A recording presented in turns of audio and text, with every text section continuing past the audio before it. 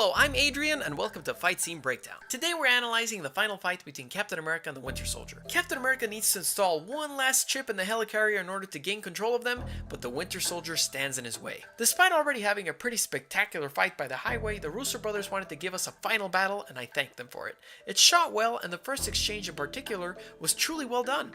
Since we're dealing with two fighters who have respective weapons, the obvious fact is that they're going to use said weapons, so the choreography has to reflect that, and in this case, the quick editing actually helps sell the gradual confrontation.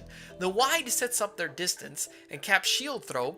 The medium then clearly displays how shield toss won't be enough to end Bucky, and we cut back to the wide to show the closing distance between the two, only to cut to a series of shots to convey Bucky's shooting strategy. A wide over the shoulder shot of Bucky, the previous wide again for the very theatrical spins with the pistols, only to go close on Bucky's face to see his determination on firing the lower pistol to Cap, complete with a close-up of the wound. But he charges in a bit too quickly and receives a shield bash, shown in an overhead shot to see Bucky fly back. The fight choreography is pretty cool stuff after the gun exchange. We get some kicks, a spectacular shot of the arm awesomely rearranging itself to deliver more strength, great shield blocks, and a very emotional final exchange where Cap refuses to fight his best friend.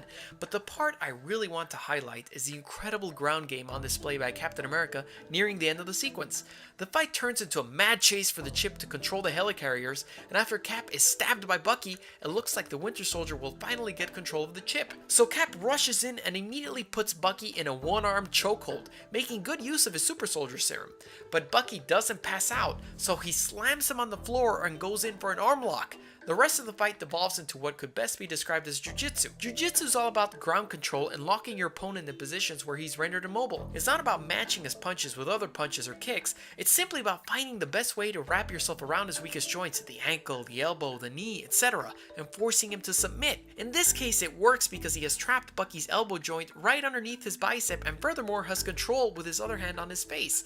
All he needs is a little pressure to yank and he'll break the arm. He thus implores that Bucky drop the chip, but he refuses to do so, desperately trying to grab it with his free arm.